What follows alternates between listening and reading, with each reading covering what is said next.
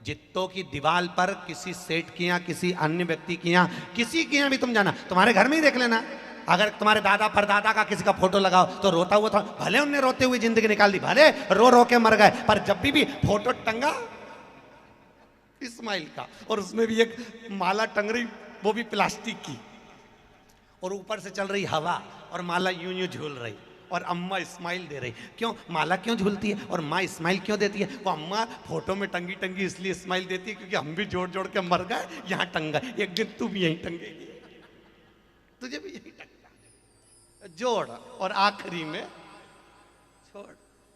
इससे तो अच्छा ये भागवत ज्ञान गंगा यज्ञ समिति, ये बहुत चतुर है, इन्होंने सोचा भैया आखिरी में यहीं छोड़ना, इससे अच्छा कथा भागवत कराओ, सत्संग कराओ, और आग लगे बस्ती में अपन रहो मस्ती में, क्या करना। और मौका दिया आपको ये भागवत ज्ञान गंगा यज्ञ समिति ने कि थोड़ा धन सत्कर्म में लगाइए।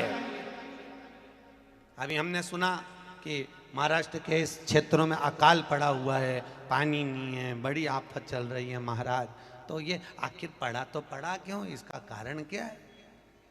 अरे बोलो तो सही, नरसिंह मेहता तो जहां अकाल पड़ा था वहां भजन गाने बैठता था तो पानी टपका देता था। जरूर मुझे लगता है तुम्हारे भजन में कमी हो गई, इसलिए भगवान ने भी हाथ रोक लिया। तुम भजन करो, वो देने में कमी नहीं करेगा, ये पक्का है, उसके यहाँ हिसाब किताब बराबर है, बिल्कुल बराबर। समय समय पर भजन करो, दिखावे का भजन नहीं होना, भजन करो। दुकान पर बैठकर जो तुम कमाओगे, हम फिर निवेदन करेंगे, कई लोग दुकान पर बैठे बैठे सोचते हैं, कई लोग कहते हैं महाराज जी हमारी तो दुकान तक आवाज आ रही है इसलिए हमको आने की जरूरत ही नहीं पड़ती, हम कथा में इसलिए नहीं आते, हमारे यहाँ तक आवाज आ रही। हमने कहा तुम्हारे यहाँ तक आवाज आ रही तो तुम कथा में नहीं आओगे? नहीं। तो हमने कहा भागवत जी पढ़ी है कि नहीं? सुनी है कि हाँ? तो हमने कहा भागवत जी में भगवान कृष्ण के पास में रुक्मणी जी ने पत्र भेजा था, याद है आप लोगों को? तब भगवान कृष्ण के पास जब पत्र गया तो भगवान कृष्ण ने रुक्मणी के पत्र को पढ़कर कहा कि ब्राह्मण देवता रुक्मणी जी से जाकर कह दो तू श्रृंगार करके जगदम्बा के मंदिर पहुंच जा, मैं तुझे लेने पहुंच जाऊंगा। सही है कि गलत है? अरे बोलो जम के, हाँ हुंकारा भरते जाओ, मालूम पड़ते जाए मेरे को कि सही है। तू जगदम्बा के मंदिर पहुंच, मैं तुझे लेने पहुंच जाऊंगा। भगवान ने ब्राह्मण देवता से ही कहा था कि तू तैयार होके ओटले पे खड़ी मिलना, भगवान ने ये कहा था कि तू तैयार होके छत पे मिलना। अरे बोलो तो सही, बोले थे भगवान ने ये बोला था कि तू तैयार होके तेरे घर के बाहर खड़ी मिलना? नहीं, भगवान ने कहा श्रृंगार करके जगदम्बा के मंदिर जा, मैं तुझे लेने पहुंच जाऊंगा। क्योंकि भगवान भागवत के माध्यम से, दसम स्कंद के माध्यम से भगवान ये बताना चाहते हैं कि तू मेरे दरवाजे तक पहुंच जा, फिर अंतिम अवस्था में मैं तेरे दरवाजे पर पहुंच जाऊंगा। तेरे मंदिर में आना मेरा काम है और मेरी बिगड़ी बनाना तेरा काम है। हमें पहले उसके दरवाजे जाना पड़ेगा।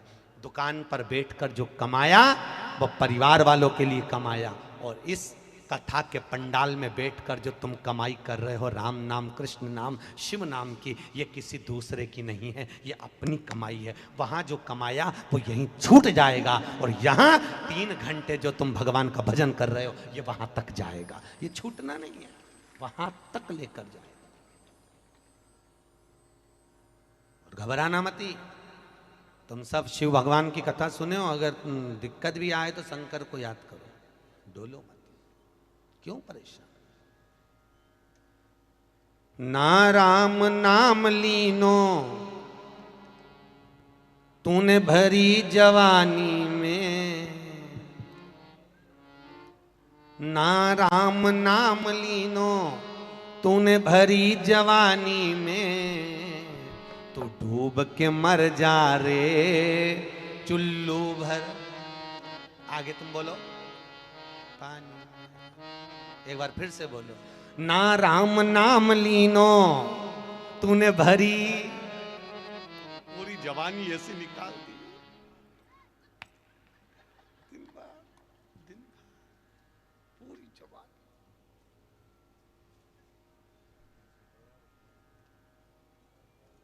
24 घंटा पटली खोसी,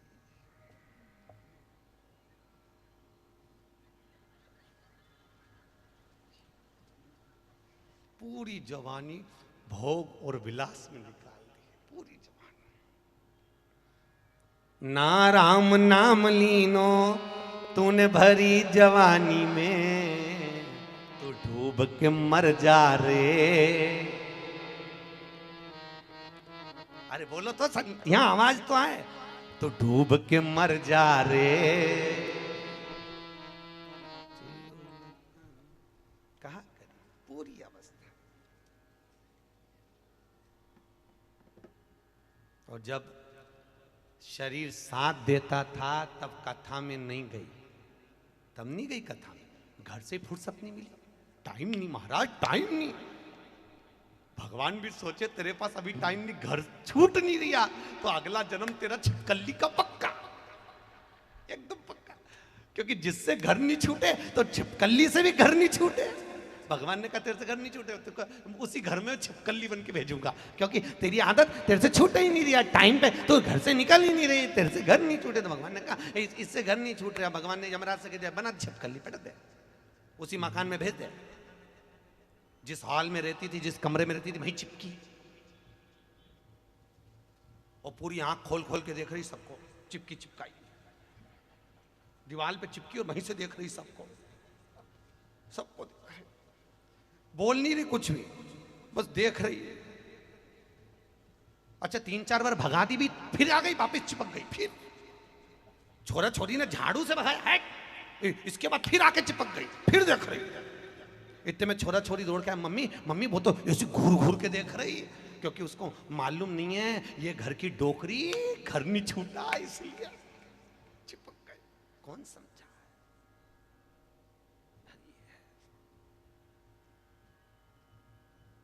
कौन कौन बनना चाहता है छिपकली बता दो, आज बिल्कुल पक्का कर लें अपन। अब तुम तो घर छोड़कर आई हो, परिवार छोड़कर 3 घंटे कथा में आई हो, तुम्हारी चिंता नहीं है। जी जियो मेरे को, जो नहीं आई दिक्कत उसकी है। वो कहते ना तेरा क्या होगा रे कालिया, तकलीफ उसकी है, दिक्कत तुम्हारी पड़ी, तुम्हें टेंशन लेने की जरूरत नहीं। मस्त अब तो तुम 7 दिन की कथा सुनने के बाद तुम्हारी मर्जी पड़े घर छोड़ो मत छोड़ो, तुम तो भगवान का बस घर में भी रहना ना तो जपते रहना, ओम नमः शिवाय, ओम नमः शिवाय, हरे हरे भोले। बस घर में जहां रहो बस जपते रहो, काम करते रहो और नाम जपते रहो। तुमसे ये नहीं कहा कि माला पकड़ के बैठो, माला भी नहीं पकड़ना अपन, वहां चलते फिरते जपो, क्योंकि अंतिम समय में माला पकड़ने की टाइम नहीं रहेगा। रहेगा क्या? तुम्हारे प्राण छूट रहे हो और प्राण छूटते समय तुम बहू से थोड़ी ना कहोगे कि मेरी माला ला दे, उसके बाद ही मरूंगी, और मालूम पड़े बहू माला लेने गई उतनी देर में निपट गई तो माला के चक्कर में नहीं। हाँ जपो, और जब तक हाथ पैर साथ दे तो खूब जपो। माला माला जपने में तो, माला जपना कोई साधारण बात है क्या? दुकान पे काय के लिए लोग बैठते हैं? क्या करने के लिए बैठते हैं दुकान पे? है कमाई करने के लिए। अरे बोलो तो सही, माल कमाने के लिए बैठते कि नहीं बैठते? तो हमारे यहाँ सीधी सीधी बात बोली गई है, माला माल बनना है किसी को। कौन कौन बनना चाहता है? हाथ उठाओ जल्दी से, माला माल जो बनना चाहता है। बस 1-2 ही लोग हैं माला माल बनना चाहते, बाकी सब भिखारी बनना चाहते हैं। अरे बोलो तो सही, माला माल बनना चाहते हो ना? तो माला माल बनने के लिए सबसे पहला शब्द क्या लिखा है? माला माल बनने में सबसे पहला शब्द कौन सा है?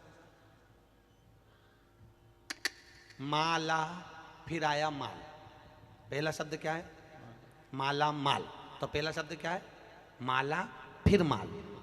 तो सीधी सीधी शिव पुराण कह रही है कि माला को पकड़ोगे तो माल अपने आप आएगा, अपने आप। पर दुनिया के लोगों ने माल के चक्कर में माला छोड़ दी, तो ना तो वो माला के रहे ना माल के रहे। अब आपको अगर माला माल बनना है तो माला पकड़ने की जरूरत नहीं, केवल माला के रूप में भगवान का भजन करो, भगवान का नाम जाप करो और भगवान को जपते रहो। तुम्हारी मर्जी पड़े राम जपो, तुम्हारी मर्जी पड़े कृष्ण जपो, तुम्हारी मर्जी पड़े ऋषभ जपो, तुम्हारी मर्जी पड़े शिव जपो, तुम्हारी मर्जी पड़े पांडुरंगा जपो, तुम्हारी मर्जी पड़े कृष्ण जपो। तुम्हारे मन जिसमें रम जाए, तुम्हारा चित्त जिसमें रमे, तुम्हारा मन जिसकी ओर आसक्त हो जाए, तुम उसको भजो। क्योंकि संत तुलसीदास बाबा ने लिख दिया, कलयुग केवल, क्या बोले हैं? कलयुग केवल राम नहीं, क्या बोले? नाम।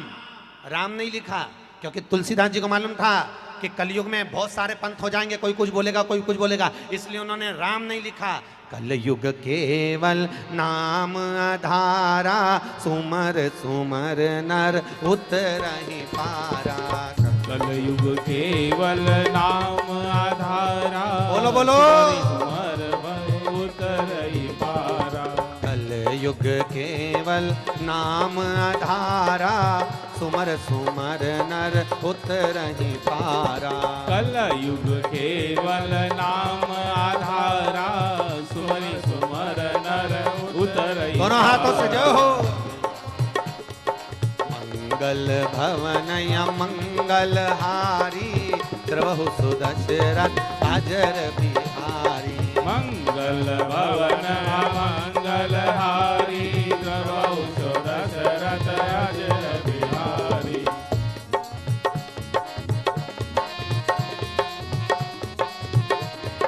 ओ हरि अनंत हरि